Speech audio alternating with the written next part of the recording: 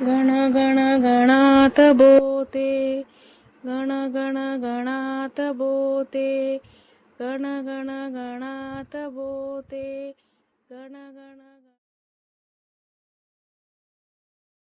अनंत कोटी ब्रह्मांड नायक महाराजाधिराज योगीराज परब्रह्म सच्चिदानंद भक्त प्रतिपालक शेगाव निवासी समर्थ सद्गुरु श्री गजानन महाराज की जय.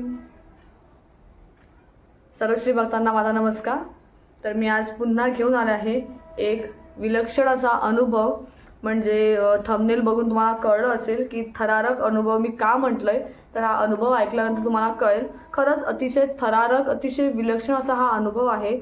म्हणजे एखाद्या सिनेमामध्ये एका पिक्चरमध्ये जसं आपण सीन बघतो त्याप्रमाणे परिस्थिती या अनुभवधारकांसमोर होती आणि त्या परिस्थितीमधून त्यांना माऊलींनी कसे बाहेर काढले तर त्याबद्दलचा हा एक विलक्षण असा अनुभव आहे. तर आपण तो आता अनुभव बघणार आहोत आणि हा अनुभव वाचताना खरोखर अगदी डोळ्यापुढे ती भीतीदायक परिस्थिती माझ्या डोळ्यापुढे उभी राहिली. ते जंगल आणि ती लोक आणि खूपच विचित्र म्हणून नाही पण खूप विलक्षण आणि भीतीदायक असा हा अनुभव आहे आजचा. तर वेळ न करता बघूया आपण आपला हा अनुभव.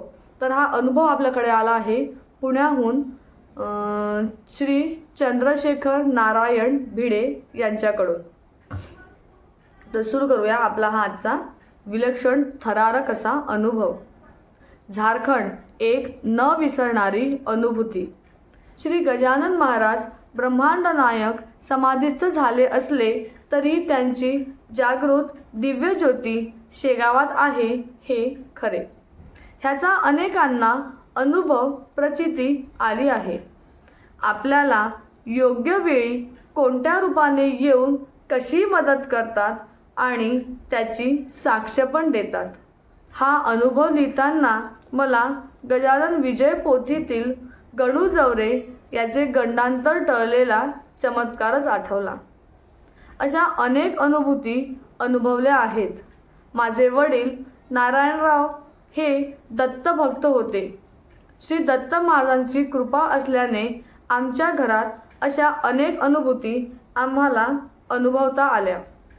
पण असो, ही अनुभूती 1973 सालातली आहे. मी आणि माझे 2 सहकारी आम्ही कंपनीच्या कामासाठी जवळजवळ 1 महिना झारखंड भागातील कोळशाच्या खाणीवर कामासाठी गेलो होतो. आमचा मुक्काम पटना शहरी होता. आम्ही 3 जण पुण्याहून पाटण्यात पोहोचलो. दुसरे दिवशी सकाळी हॉटेलच्या कारने निघालो. निघताना हॉटेल चालकाने नम्रपणे सांगितले, आपण जाता आहात तो भाग सुरक्षित नाही. कारण एकतर हा रस्ता लहान आहे शिवाय झाडी आहे. सर्वात महत्त्वाचे या भागात नक्षलवादी लोक नेहमीच उपद्रव करतात. तेव्हा शक्यतोवर हॉटेलमध्ये संध्याकाळी 6 पर्यंत पोहोचाल अशा बेताने निघा. हॉटेलपासून कामाचे ठिकाणी साधारण 2 तास पोहोचायला लागत होते. 10-12 दिवस आम्ही वेळेत हॉटेलवर पोहोचलो. 14/7/1973 सकाळपासून पाऊस पडत होता. मनाला काहीतरी अनामिक भीती जाणवत होती.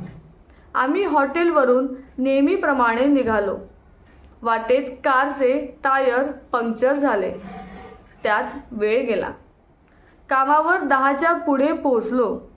पावसामुळे कामेही हळूहळू सुरू झाली. दुपारी पावसाला जोरदार सुरुवात झाली. पाऊस कमी झाल्यावर निघूया असा विचार करून आम्ही आमच्या कामात असल्याने 6 वाजून गेले. पाऊसही थांबला. आम्ही हॉटेलवर जाण्यास निघालो. साधारण 7च्या सुमारास वाटेत एक मोठे झाड आडवे टाकून ठेवलेले होते. आडवे झाड पाहून रामसिंग आमच्या गाडीचा चालक म्हणाला, ये काम सरदार का है. म्हणजे नक्षलवादींना तिकडे सरदार म्हणतात. त्याने गाडी थांबवली.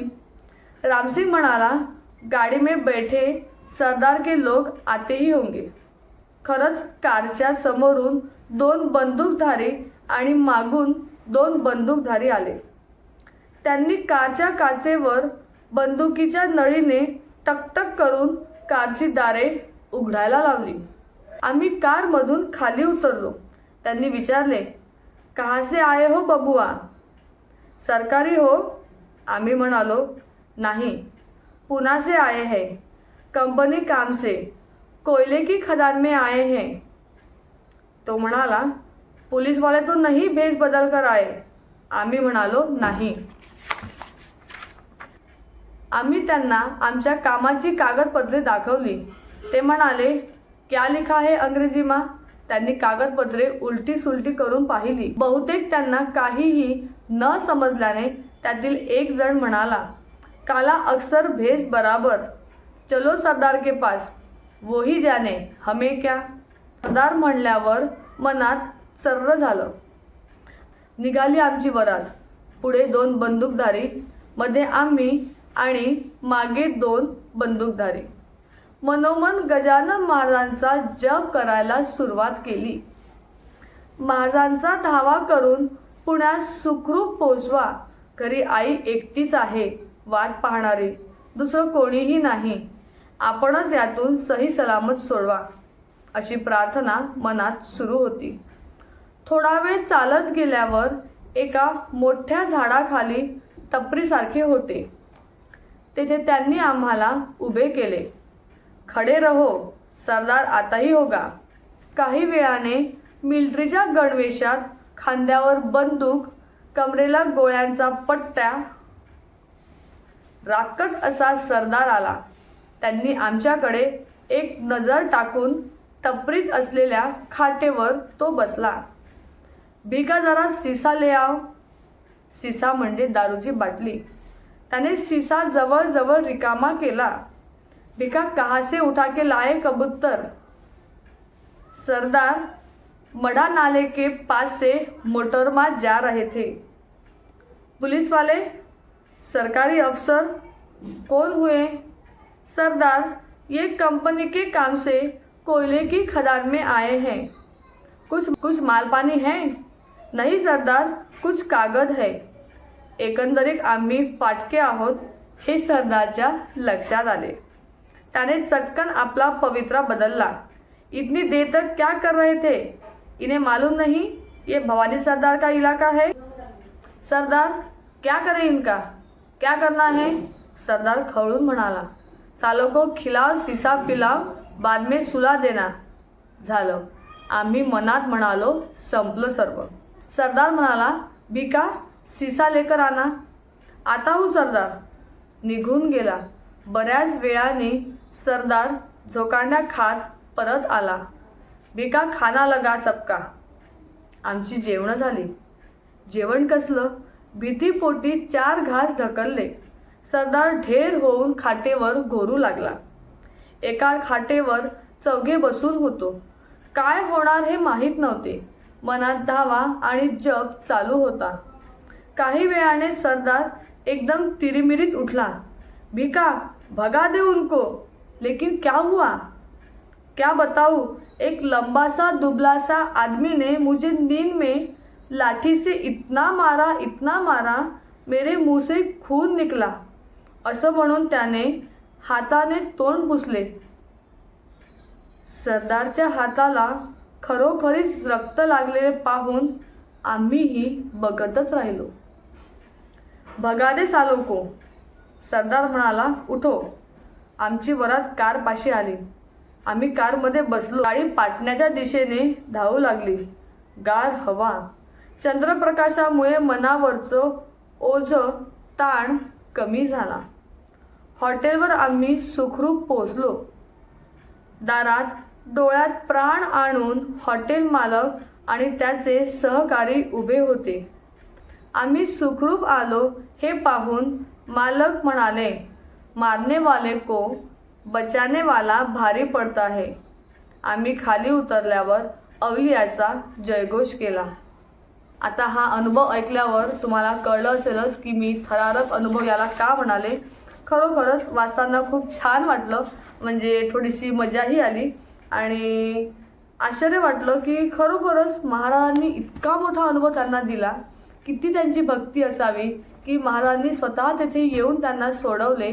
खरंच त्यांच्या भक्तीमध्ये तितके कौशल्य होते, त्यांच्यात तितकी सिद्धी, त्यांची भक्ती तितकी मोठी आणि म्हणून महाराजांनी त्यांचे इतक्या मोठ्या संकटातून अगदी सहज अशी त्यांची सुटका केली त्या संकटातून.